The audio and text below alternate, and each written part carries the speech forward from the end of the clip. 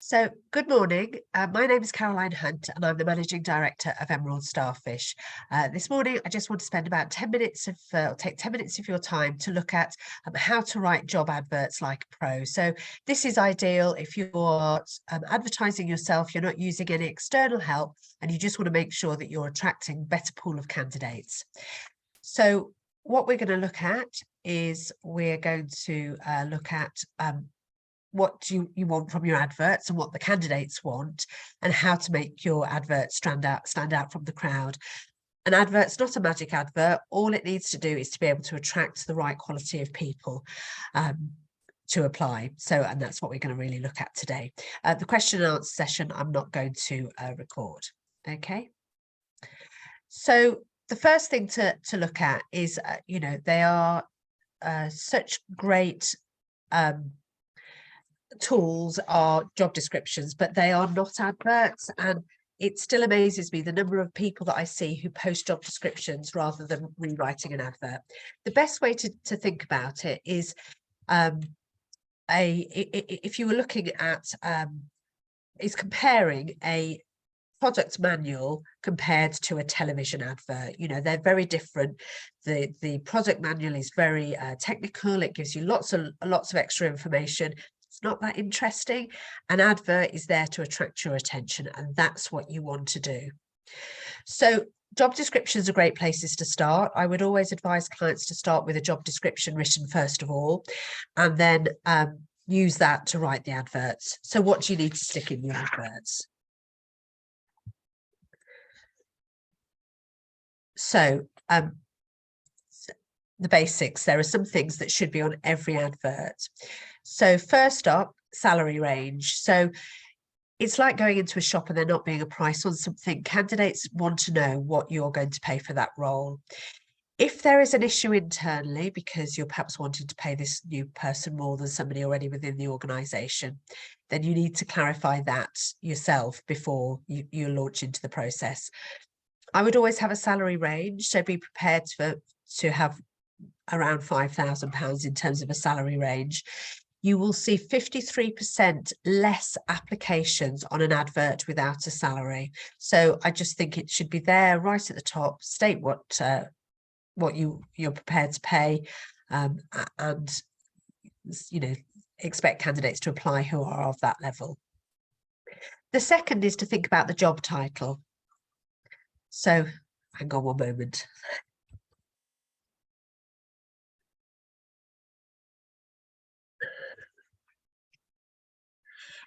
Sorry, I'm in an office where the lights go off if you haven't moved for a while. So the next thing to think about is the job title. So it's really important to make sure that you're attracting the right sort of people, and that they are searching for the terms that you use. So for example, if you're looking for, we had a position yesterday where the client wanted to call the role a sales coordinator. That's a less searched term than sales administrator or administrator-sales. So it's really worth thinking about what your job title is, even if internally that might not necessarily be the title that you use. It's really important that you get that bit right. So the next thing to think about is location. So adverts are written for two people, really. First is the candidates and the second is computers. So and so this is to do with kind of the location of where a candidate might be based. So a candidate typically will put in their home postcode and then search for a distance around that. So it might be 10 miles, 20 miles, whatever. And therefore it's really important that you have a postcode that fits within that. If you're recruiting for perhaps a sales role where they're looking after a geography, have a think about where would be the best location and find the postcode of the local post office and put that on the advert. So for example, if it's a sales role which is covering East Anglia and the southeast, you don't want somebody living in Norwich, you want somebody on the edge of London. So find the relevant postcode for that. So these days, it's not just about money, it's about other benefits as well. And I think it's really important to include these on the adverts so that it's right up there from the start. So salary is still the #1 reason at the moment why people move. But what else can you offer? So list your holidays, whether it's flexible working that you offer, whether there's hybrid working. We've recently run a position this week where every candidate has asked about whether there is the opportunity to work from home. So it's still really important. Things like private health membership. We had a company yesterday that had Fresh Fruit Fridays. If you offer a gym membership, any of these things, shout about it. It all makes up part of the decision.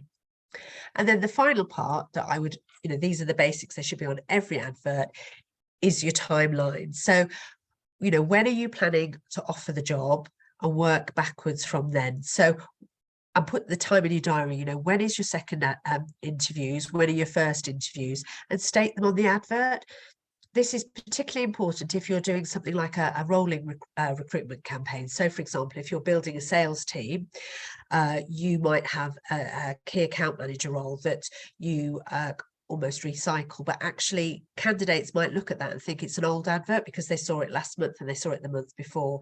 But actually, if you update the advert and put exactly what the timelines are, then it's really clear in terms of kind of how new and fresh the advert is and where you are as part of the recruitment process. So, and then the final thing to think about really is the language of your adverts. So the tone of voice that you use, how you communicate to ensure that you're reflecting your brand's personality, the goals of the company, and your beliefs. So the younger generations, so Generation Y and Generation Z, want to be spoken to personally. So you'll get a much better response from saying things, writing your advert saying, are you looking for a role that is going to offer you a greater challenge? You're going to get better engagement than if you say, we are a fast-paced company that has lots of challenges. So think about that.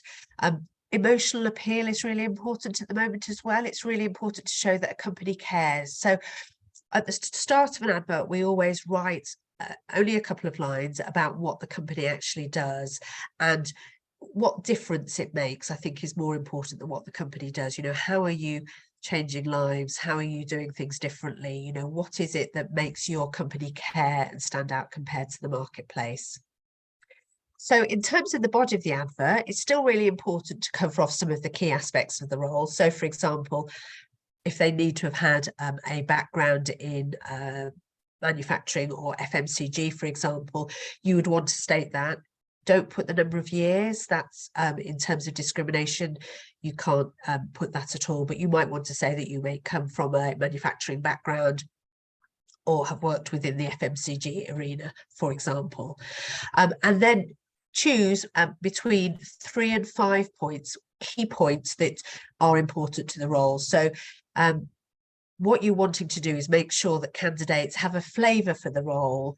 But so for example, if the role is all cold calling, that needs to be in there. It might put people off, but actually that's the biggest part of the role. The number one reason why people leave a job is because the job isn't quite what they expected it to be. So, be clear in terms of that. And so, kind of the key skills and experience that you're looking for. What you're wanting to do is tempt people, not to bore people. And of course, the best tones, as you can imagine, are friendly, warm, informal, and funny. So I just also want to cover off social media advertising as well. So there are 3 key places that we're advertising these days for our clients, and these are Instagram, Facebook, and TikTok. So we always try and come up with an eye-catching graphic so that people have a reason to read. It doesn't really say very much. It's going to have a picture, it's going to give the salary, it's going to give the job description, and it's going to give the location, and that is it. On Instagram, there will always be a link in the bio so that people can click through, find the advert, and apply that way. Facebook is not my favorite because it's not so easy to get candidates off, but it's great in terms of local groups. If there's a local jobs in Loughborough or a East Midlands jobs today group, you can post it directly into there, and it's getting in front of a job seeking market. And then the new social media platform in terms of advertising, which is really worth looking at, is TikTok.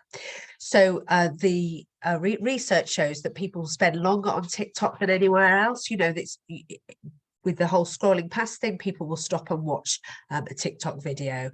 Also, because it's a new platform and it's growing really fast, there are some really good deals to be had if you want to buy some advertising on TikTok. So I would also look at that as well.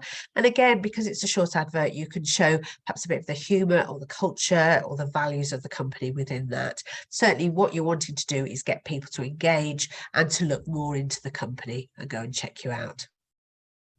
So I hope you found that useful. So if you'd like some more information, please feel free to book onto a strategy session.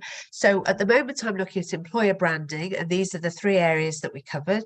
So today it's job adverts and using job boards. Next week, I'm going to look at how to manage your Glassdoor and Indeed reviews, which are so important at the moment. And then finally, how to generally improve your employer branding. If you would like a session that is more relevant to you, so you can ask questions throughout, I love that.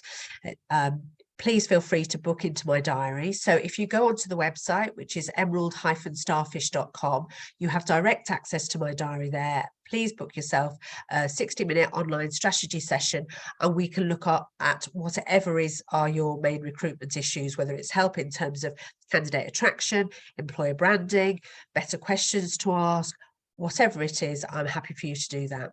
Okay, thank you very much for your time, and hopefully I'll see you next week. Thank you.